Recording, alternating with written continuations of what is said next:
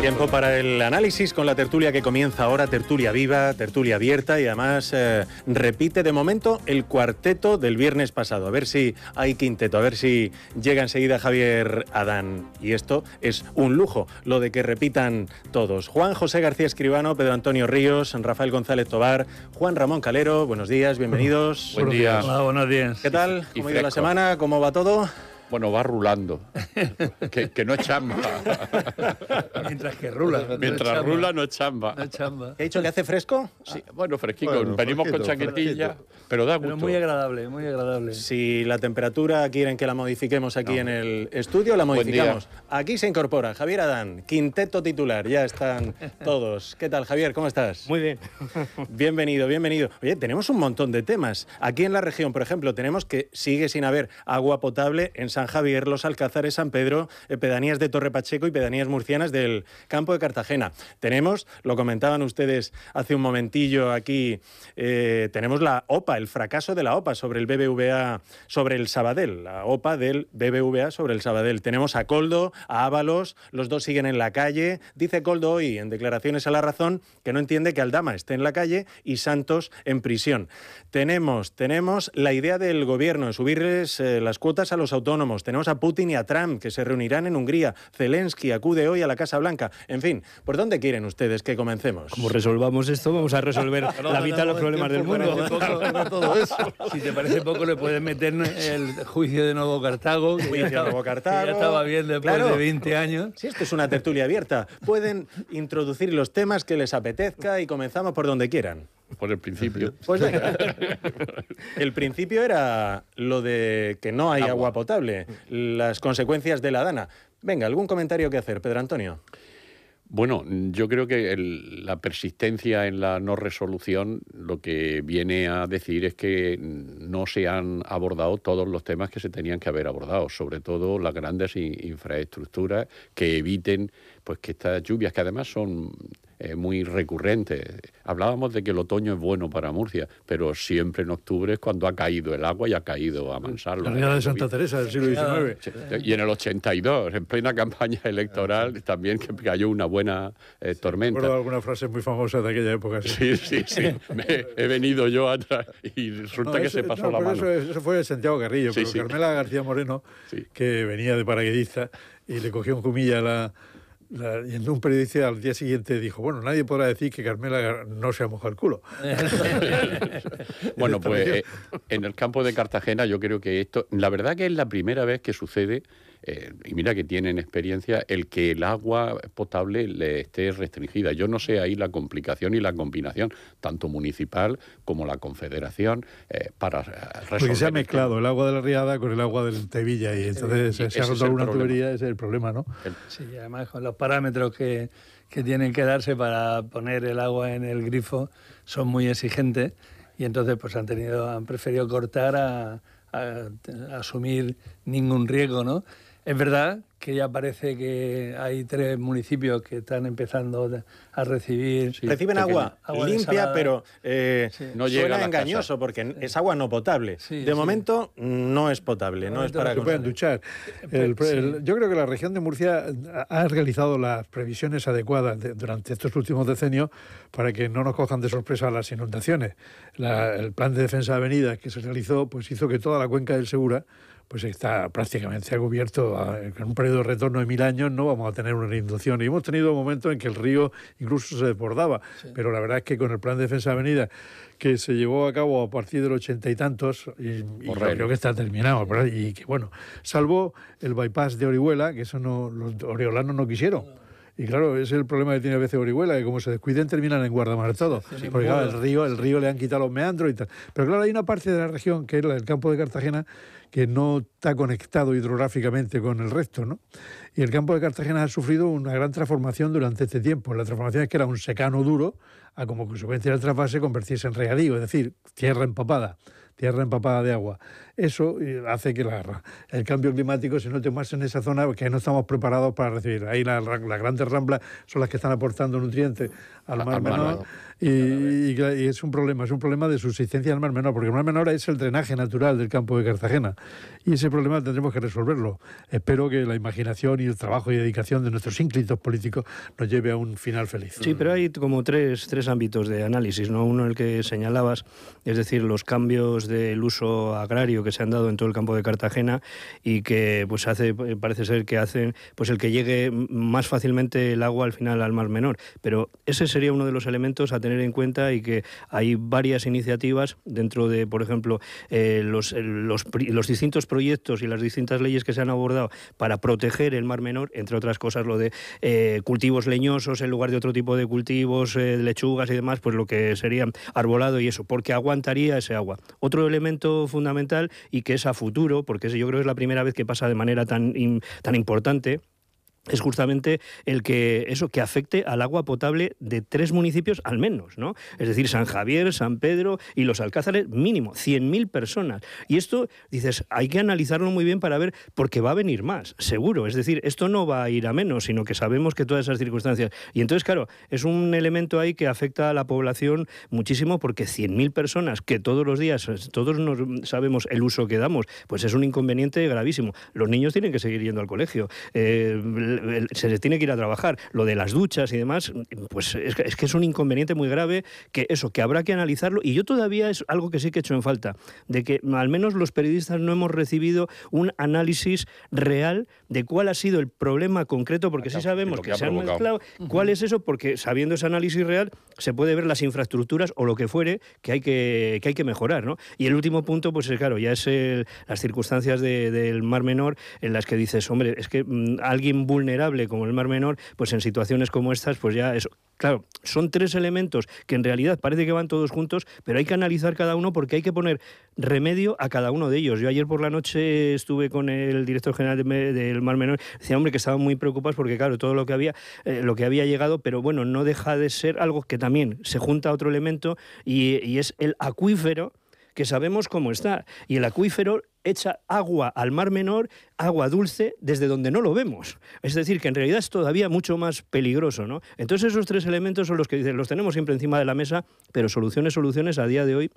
Sí, soluciones técnicas sí hay, ¿eh? Sí. Yo, desde hace años incluso me recuerdo una reunión con el propio presidente Fernando López Mira, de una serie de sesudos jubilatas, en el que algún geólogo de nuestra reunión semanal, nos reunimos unos jubilatas y cambiamos ideas y arreglamos el mundo, le dio soluciones a Fernando López Mira, soluciones no caras y soluciones viables. Yo lo que no veo es que se pongan en práctica. Pero sí las hay, porque los geólogos han estudiado sobre todo la capa freática. Juan José. Soluciones tiene que haberlas.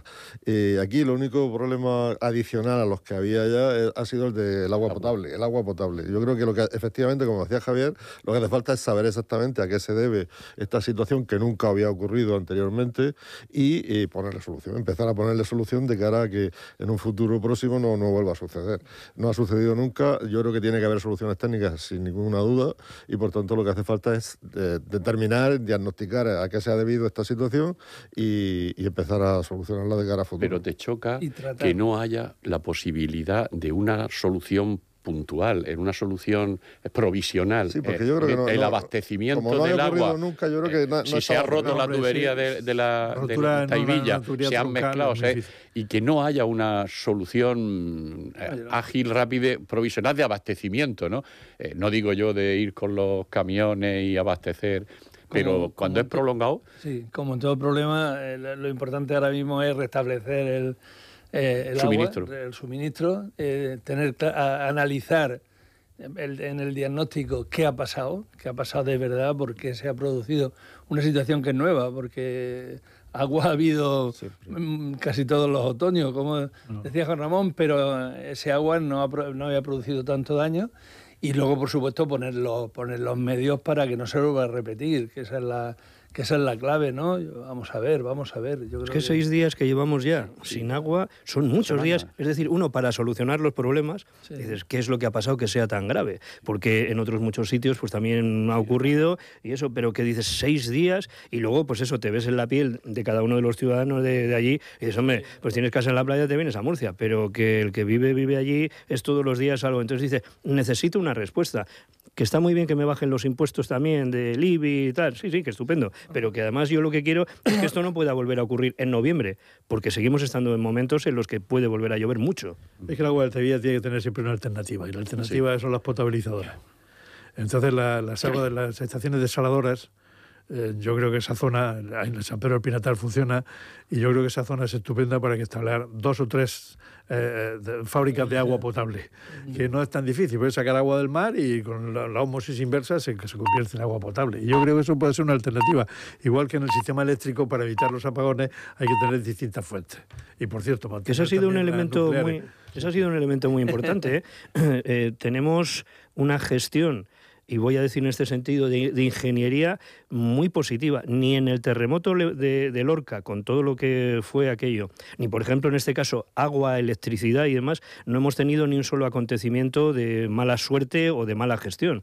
Estamos hablando de que en el terremoto de Lorca no hubo ningún desprendimiento, hubo un colapso de uno de los edificios, pero no hubo desprendimientos de ascensores, no hubo incendios ni por gas, ni hubo incendios por electricidad. Aquí tampoco ha ocurrido eso, cosa que en el mismo momento del terremoto de Lorca sí que hubo, unos meses después, por desgracia, otro en Italia, y colapsaron fábricas, hubo desprendimientos de algunos ascensores y también incendios de gas. Aquí tenemos esa suerte, es decir, hemos tenido problema de agua, pero no hemos tenido otros problemas, y el agua lo inundaba todo. Es que los ingenieros en España son bastante buenos. Y la gente hace, afortunadamente, y a los constructores, si los vigila y tal, ponen el cemento adecuado. Sí los vigila. Juan Ramón, tengo la curiosidad, ¿dónde se reúnen y quiénes se reúnen? ¿Quiénes son esos? Pues mire, ahí está Pepe Méndez, que fue alcalde de Murcia, está Chelu Albacete, que fue consejero, está Carlos Egea Crauel, que sigue de la Fundación, está Antonio Salas, que es un magistrado del Tribunal Supremo, está Manuel Albacete, que fue director de SAMUR, y estoy yo, que soy un viejo jubilado también, y bueno, y algunas personas más, ¿no? Sí, nos reunimos, normalmente la tertulia se llama La Abadía, pero porque empezó en un restaurante que se llama La Abadía, pero ahora nos reunimos nuevamente en Pacos. Ajá, en Pacos. Qué bueno sería poner ahí un micrófono. No. Y a ver qué dicen. Está prohibido. Está prohibido, ¿no? Está prohibido, que allí podemos decir lo que queremos. No se graban uno a otro. Está prohibido. Punto de silencio. Bueno, venga, vamos a cambiar de tema. Son las 9:02. Por ejemplo, Tribunales Supremo. El juez mantiene en libertad a Koldo tras negarse a declarar sobre su papel de gestor y custodio de los fondos de Ábalos. Y una cosa que me ha llamado la atención, la llamada a la reflexión que realizaba el juez del Supremo, Leopoldo Puente, en ese auto en el que mantenía en libertad a José Luis Ábalos, expresando su estupor porque con tan consistentes indicios, decía, pueda mantener su escaño, ¿no? Esto ha abierto un nuevo debate sobre la separación de poderes. El PP comparte las opiniones del magistrado y el PSOE le invita a presentarse a unas elecciones. ¿Cómo lo ven ustedes? Sí, esa sería la solución. La solución es que los jueces que quieren entrar y opinar sobre política y pues que se presenten a las elecciones y estén legitimados para pedir esas transformaciones. El sistema que tenemos es el que nos hemos dado, es un sistema apoyado popular y mayoritariamente por el pueblo español y por lo tanto las elecciones son las que determinan una u otra forma de resolver los problemas. Y desde luego lo que está claro es que los jueces no pueden pedir la independencia judicial solo cuando no intervienen ellos. Poder sí. El deber y el poder van combinados. Pero que ahí debería de tener muy claro cuando ellos entran también en el debate político y vamos, yo creo que en ese el juez ahí fue mucho más allá de lo que era su cometido. Y eso no le beneficia para nada al Poder Judicial. Como ciudadano puede tener una opinión. Siempre. Y puede poder darla. Lo malo es cuando ejerces desde el cargo, ¿no? Está el autoridad, está la potestad y la autoridad, ¿no? Entre la potestad no está... Yo creo que hay que partir del principio. O sea, hay un principio de separación de poderes. Cada poder es independiente y unos se controlan a otro. Y ese es el equilibrio que Montesquieu hablaba, el control, de los contrapesos. Bueno, pues los argumentos de una resolución judicial del eje ferenda, de modificación de leyes, son muy comunes. Es decir, los jueces suelen opinar sobre la necesidad de modificar las leyes. Eso es muy común. Y por lo tanto, que un juez diga eso no debía de rasgarle la vestidura a nadie. Lo que ocurre es que estamos con la piel de gallina, porque como cuando uno se mete con los jueces, ellos inmediatamente alegan la independencia, tienen que acostumbrarse los jueces a que sus resoluciones no son dogmas de fe y que las resoluciones se acatan, pero no sé por qué no son criticables. Yo me estoy todo el día inflado a hacer crítica. Además, contar la anécdota de un amigo mío que se encuentra con un juez y le dice: don Emilio, ¿no se habrá enfadado usted con la sentencia que le he puesto? Y entonces le contestó don Emilio: no, ni usted se va a enfadar con el recurso de apelación que estoy escribiendo. Claro, los recursos de apelación los ponemos verdes. Entonces ejercemos la crítica. Entonces ellos tienen que acostumbrarse a que una sentencia de cualquier órgano judicial, Tribunal Constitucional, del Tribunal Supremo, no son sagradas. Y además las vamos a criticar. Y cuantos más juristas somos, con más profundidad las criticamos, porque no estamos de acuerdo con muchas cosas que dice, si no, no recurriríamos. Entonces creo que se está exagerando. Que el juez diga eso, pues está bien, que lo diga. Pues el eje ferenda ya se hará. Lo que pasa, Juan Ramón, es que lo dice de una manera y con una literatura que está más próxima a la novela que a una resolución judicial. Esto de me produce estupor y cosas de estas, bueno... Por cierto, el estupor es un sustantivo, no un adjetivo. Sí. Si lleva el artículo delante, el estupor, claro. No, y es que yo no conozco cómo puede adjetivar con una palabra estupor algo. Estupidado. No, es que Feijóo hablaba ese adjetivo. Ese adjetivo dijo varias veces. Digo, este hombre no sabe gramática. Es un sustantivo, efectivamente. A un político que no sepa gramática se le puede perdonar. Lo malo es que no sabe política, pero eso es otra cuestión. Efectivamente, que pueda un juez, en su momento, puesto que está manejando constantemente las leyes, pueda decir que hay determinados defectos que él ve en una ley y que por tanto lo deje ahí, me parece bien. O sea, no tengo ningún problema. Me parece que este juez ha ido un paso más. Es que ha ido a juzgar elementos que no son estrictamente la ley. Cuando se hace un comentario en una propuesta, las reformas legales, todos los grupos presentan propuestas de reforma legal. Lo malo es cuando el comentario que se hace sobre eso se hace metiéndote en otro ámbito y es de crítica. Entonces, la continuación de ese momento de crítica de jueces a los políticos, de los políticos hacia la judicatura, ahí metido como crítica al político que no ha hecho esto, es cuando se entiende menos. En una resolución judicial ya es otra cosa. Ya es... Y ahora que además que los dedos se nos hacen huéspedes, porque pues, esa relación ahora no es muy fluida, pues están hablando de que se hace política desde la judicatura y que los políticos tratan de politizar la judicatura, etcétera. Pero ahí, siempre hemos dicho que mandar a la justicia, siempre hemos dicho que ubicar en la justicia, en la judicatura, los problemas políticos es un error de los propios políticos. Cuando una decisión política de uno, en lugar de discutirla, debatirla, voy a llevarla a un juzgado, eso es una equivocación, pero a la inversa también. A la inversa también. Sí, pero yo creo que ahí hay órganos que tendrían que ejercer su función de forma más clara, ¿no? Y en este momento en el que estamos, pues, tal vez eche en falta pues, una actuación del Consejo General del Poder Judicial, claro, poniendo un poco más orden dentro de la sensibilidad que existe. Yo creo que es un órgano que suprimiría, ¿sabes? Bueno, bien. Que las funciones que desarrolla el Consejo General del Poder Judicial se desarrollaban antes en el Ministerio de Justicia en un despacho. Pero hasta que no se supriman, ahí está. Sí, ahí está. Juan Ramón, el año pasado, es decir, las otras tertulias, ¿cuántas veces hemos estado diciendo que se renueve el Consejo del Poder Judicial? Leche se renovó. ¿Y tú has oído algo que haya dicho? ¿Algo que haya puesto? Mejor, están más guapos callados. Están más guapos callados. Que no hable, por favor. ¿Quieren hacer algún comentario sobre el fracaso de la OPA del Sabadell, sobre la OPA del BBVA, sobre el Sabadell? Quiero decir, ha fracasado el segundo intento. El presidente del Sabadell está explicando en este momento los motivos del fracaso de esa oferta de compra lanzada hace 17 meses a los accionistas del Banco Sabadell. Luego hacemos un resumen, luego Mari Carmen Ramírez lo hace a las 9:30. La OPA apenas ha convencido a un 25% de los accionistas. ¿Alguna reflexión, alguna consideración que hacer sobre este tema? A mí me ha sorprendido que la conclusión negativa para el BBVA, el resultado es que el BBVA sube en la bolsa en Estados Unidos y el Sabadell está contenido y además ha perdido un brazo que ha tenido que vender al Banco Santander. Ese es el resultado de la operación. A mí como cliente del Sabadell, pues me parece bien que siga el Sabadell como resultado.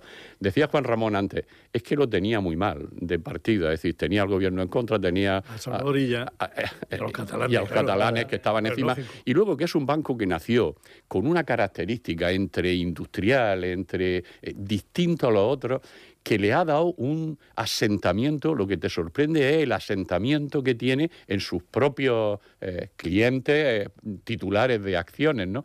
Está muy asentado, no ha sido fácil. Y mira que era suculenta o rentable a nivel económico. Que la clase burguesa catalana nunca había logrado crear un banco estable, ¿no?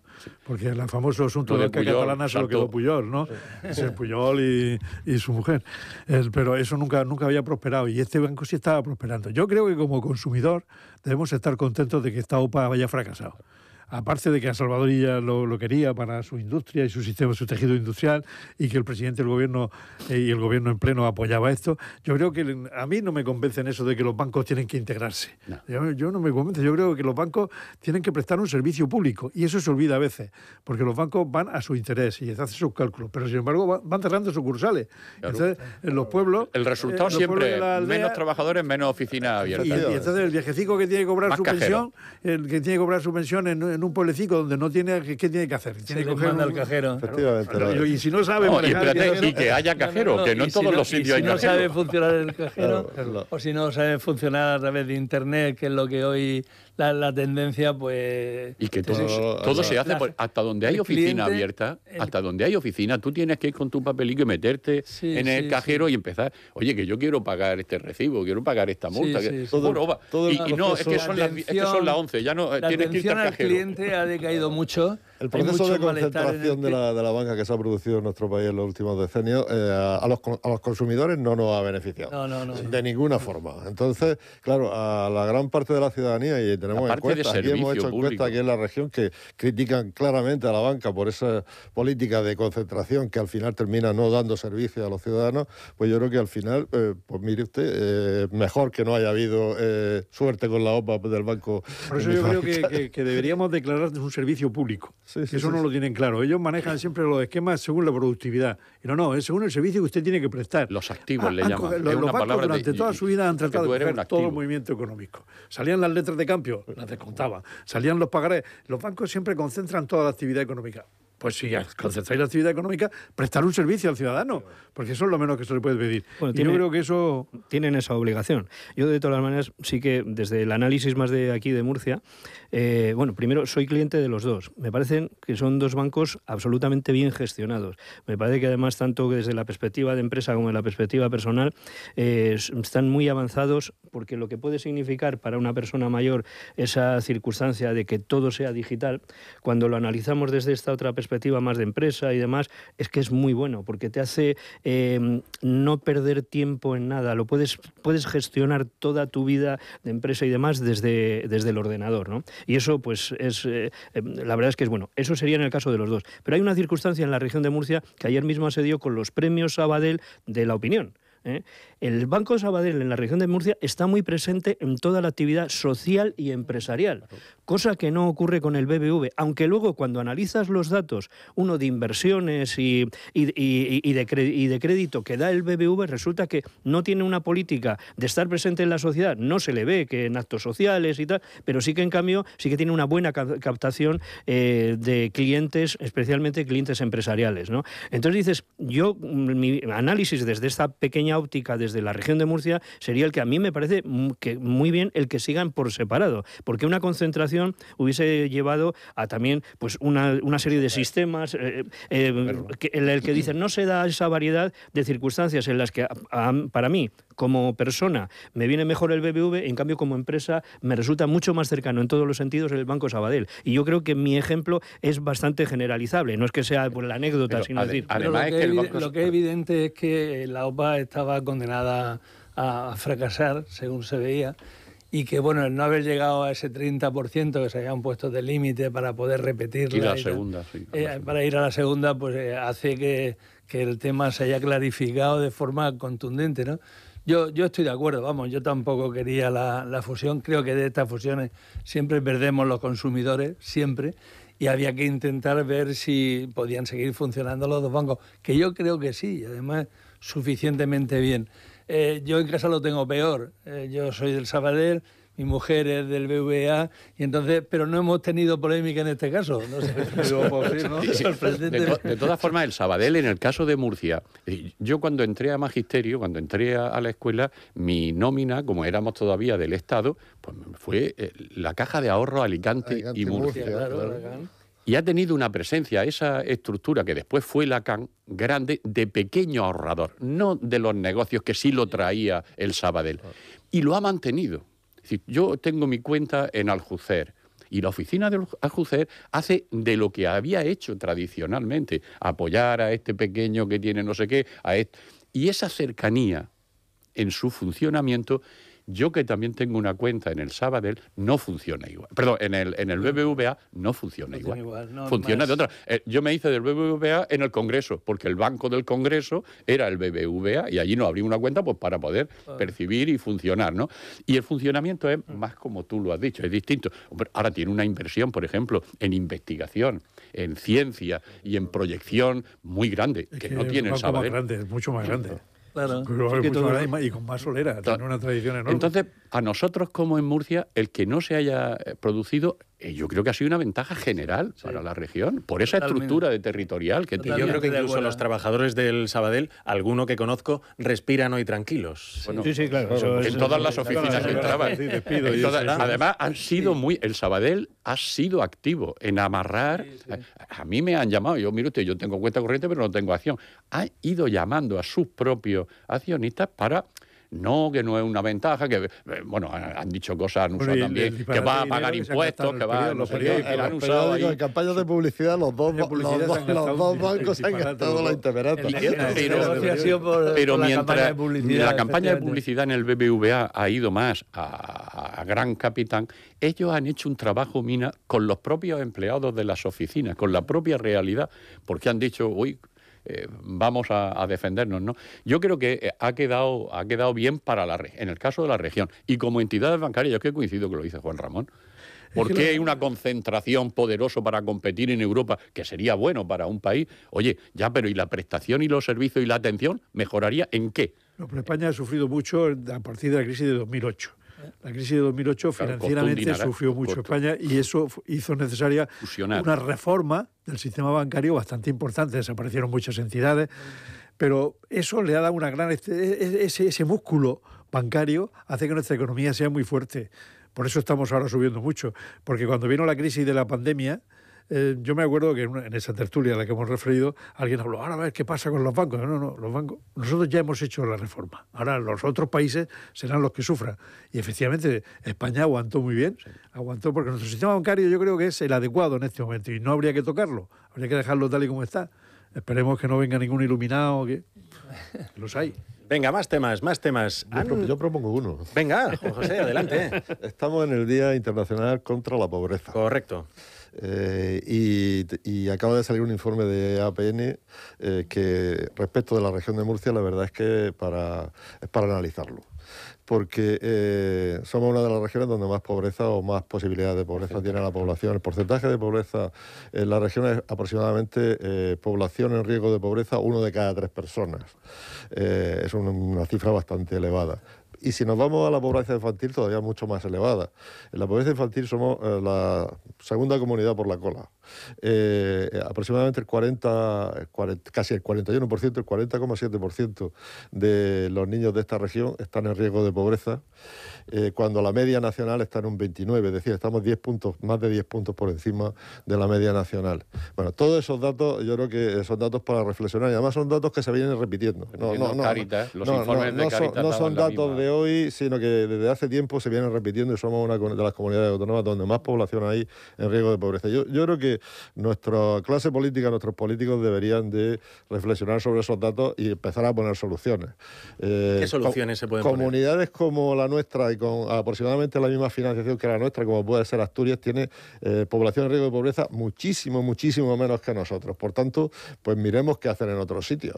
Lo mismo hay que invertir más en servicios sociales, lo mismo hay que poner más dinero en determinado tipo de políticas y quitarlo en otras que de alguna manera pues pueden ser futiles y no llevan a ningún sitio. Me parece que es un tema de reflexión, estando en el día que estamos. Sí, desde luego que sí. Pero además, el que no sea un problema a abordar desde los planes y las prioridades de los distintos gobiernos, el municipal, el regional. Es decir, debería de haber una actuación dirigida, igual cuando una vez detectado un problema, un plan multidireccional, porque la pobreza no se ataca desde un solo problema, se ataca desde muchos. Es decir, el que puedan comer los críos en el colegio, pues es una garantía de los que no puedan comer, el dejarlo abierto en el verano, es decir, que no haya un plan de actuación global, lo que llaman ellos de multidisciplinar, de varias consejerías, de varios ministerios a la misma vez para abordar ese problema en un sitio como el nuestro y sobre todo en barrios específicos.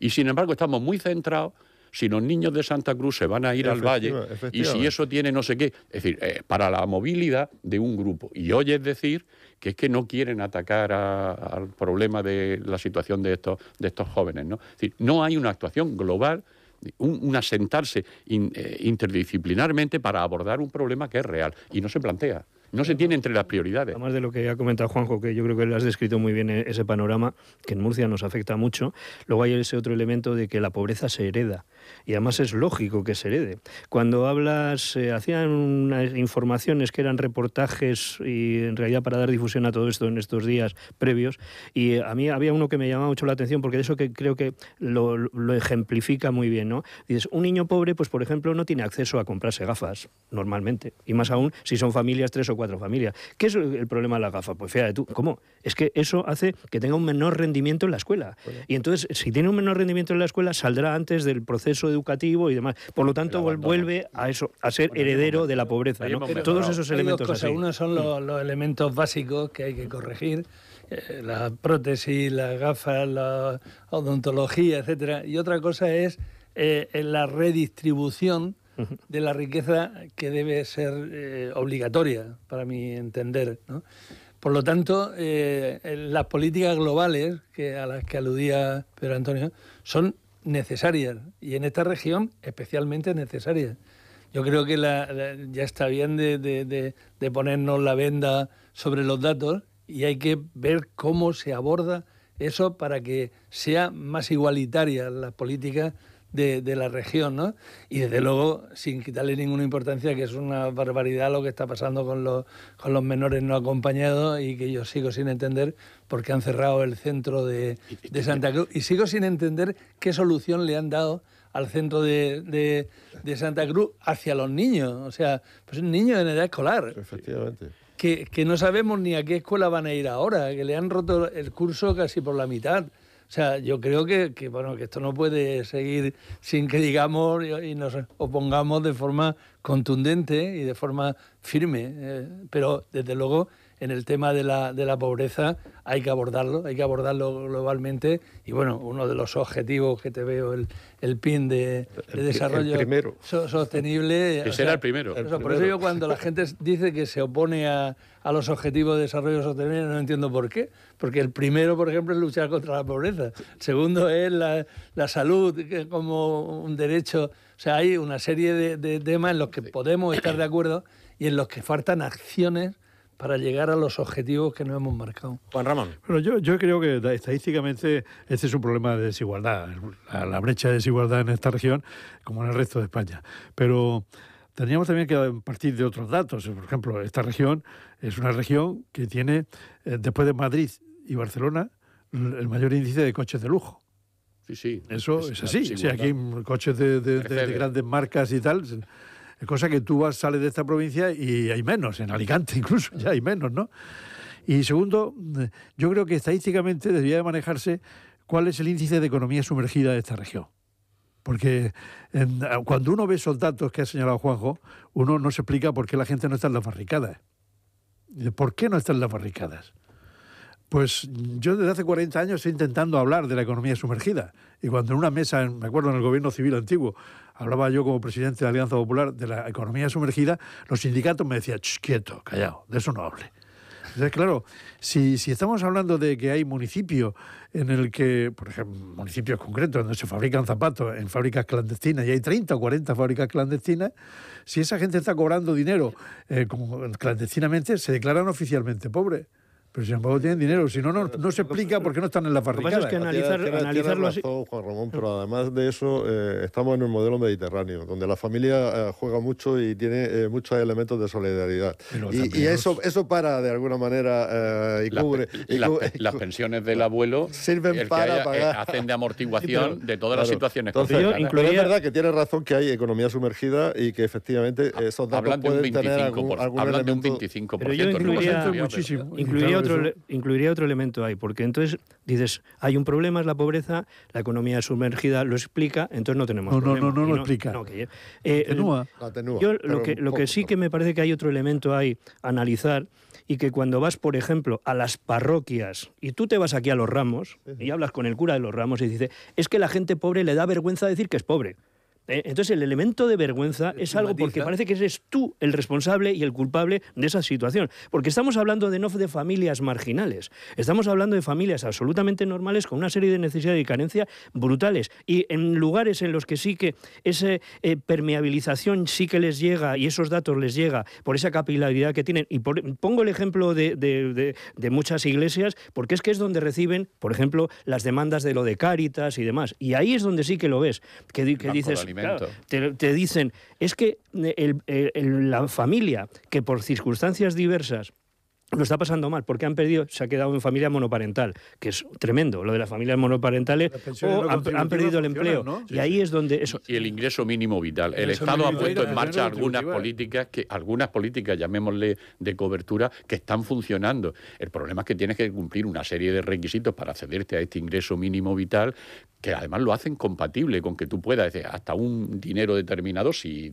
tienes hijos, tienes cargas, si eres solo, tienes... Y está funcionando. El problema es que eso llega a un círculo de personas. Hay otro círculo flotante alrededor que no estaría. Es decir, nosotros no hacemos cuenta de que en Murcia hay un porcentaje de presencia inmigrante asentada en nuestros barrios que tiene una franja de relación que trabajan 5 días, que se van al rollo para que lo coja una furgoneta y se va a trabajar y me voy a Almería. Y salen de aquí para ir a trabajar a Almería y luego vuelven a la noche. Y eso...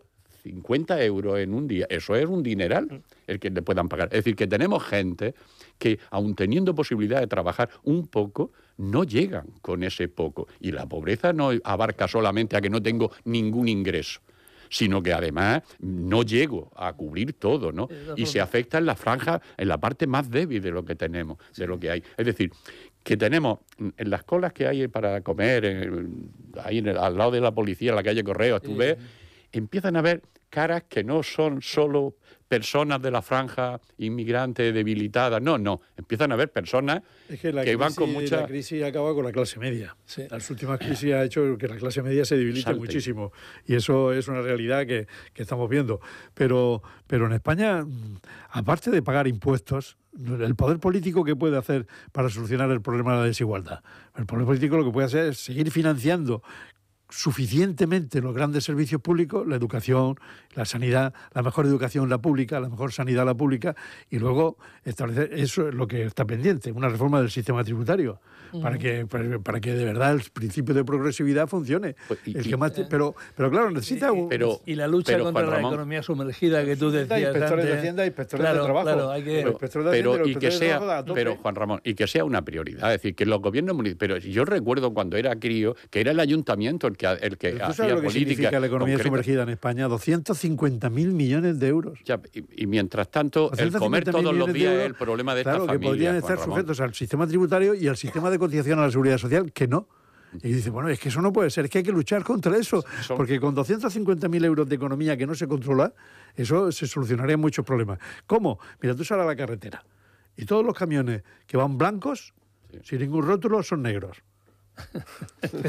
Claro, es muy fácil. El que no se anuncia ni como transporte ni lo que lleva. Todo de blanco, blanquito, para que los inspectores no me cojan. Claro, eso no puede ser. Pero yo no comparto. Yo no comparto. Si fuera inspector de Hacienda me ponía en la autopista y los paraba uno. Yo no comparto que el problema de la pobreza sea la economía sumergida. La economía sumergida hace de amortiguador. Amortigua porque aprieta y hace trabajo, jornadas, como hemos oído ahora de Grecia, jornadas de 12 y de 13 horas. En la casa trabaja la abuela, el y el otro haciendo alcachofa, haciendo zapatos, haciendo telas, cosiendo. Que por cierto, ahora se está yendo gente de aquí con todo cortado a que lo hagan en Egipto. Es decir, que costes laborales. Pero con la culpa la tienen los sindicatos, que había apretado tanto. Los sindicatos. No. La culpa la tiene quien no toma como problema la pobreza y hace un plan municipal y regional. Y yo no veo a las autoridades municipales y regionales comprometidas con una actuación global hacia ellos. No le es un problema. Para ello, yo he oído esta mañana. Antonio, que hay algunos políticos que están dispuestos a hacer lo mejor, pero es que no saben hacerlo. Pero fíjate que esta mañana el portavoz del gobierno regional ha justificado lo de Santa Cruz porque dice que es que estos niños hay que ponerlos en un entorno agradable, familiar, de integración. Digo, ole ahí. Y por eso te lo lleva al Valle. Porque allí tienen entorno familiar, entorno no sé cuántas. Es decir, es que tenemos lo que tenemos. Nos explican lo que quieren, el objetivo final, pero no nos explican cómo lo van a hacer y mucho menos las fases, que es lo que nos tenían que estar explicando en este momento. Hombre, yo lo que sí quería en este tema es sacar una lanza por la gente, las organizaciones no gubernamentales son las que hacen frente están haciendo un trabajo impresionante, que están de barrera de choque ahí, y que están haciendo, pues posible que desde el voluntariado y desde las propias organizaciones, pues cubrir necesidades básicas y cubrirlas de forma inmediata, o sea, en el frente, que es donde hay que resolver. Es verdad que luego hay grandes conceptos que hay que reconducir, pero yo creo que las organizaciones no gubernamentales, hay que reconocerles el trabajo, y yo desde aquí un ole esta mañana por su trabajo. Y yo, en contraposición a lo que estamos hablando estos últimos minutos, quería hablarles de la oniomanía. No sé si han escuchado este término. Es la compra compulsiva, que es un trastorno psicológico que conduce a la necesidad irresistible de comprar constantemente objetos innecesarios, que acaban acumulándose en cajas y armarios, sobre todo ropa y complementos. ¿Por qué lo traigo? Pues porque afecta ya a un 5% de la población, según datos de la Sociedad Española de Patología Dual. No sé si iba a decir si a ustedes les pasa o conocen algún caso de personas que compren de manera compulsiva y acaben almacenando todo lo que compran de manera absurda. No tengo conexión con ese 5%. Pero las rebajas viven de eso, ¿no? Las rebajas de los grandes almacenes y tal viven de eso, sobre todo señoras que se van allí y la tarjeta de crédito echa humo y compran cosas que, esto es que es muy barato, y no era tan barato, pero además no necesitan. Algunos señores también el análisis, hay que ponerlos a comer. El análisis no lo haría desde esa perspectiva una de género, lo de las señoras y tal, sino que lo haría más me gustaría saber los datos por edades, por franjas de edades. Porque el problema cada vez no es las rebajas del Corte Inglés, por decirlo así, sino el problema es Temu, esas grandes plataformas, por no darles publicidad, en Internet, chinas fundamentalmente, en las que dices, es que lo tienes todo, el que puedas comprarte unas zapatillas, además estupendas y preciosas, y con la foto maravillosa, por €1 y pico, y te lo envían a casa, cuando dices, vamos a ver, si el kilo de tomate está entre 2 euros y 14 euros, porque lo están, y de cómo corcho me pueden enviar a mí unas zapatillas hechas en no sé dónde, que son un diseño, o una camisa, o tal.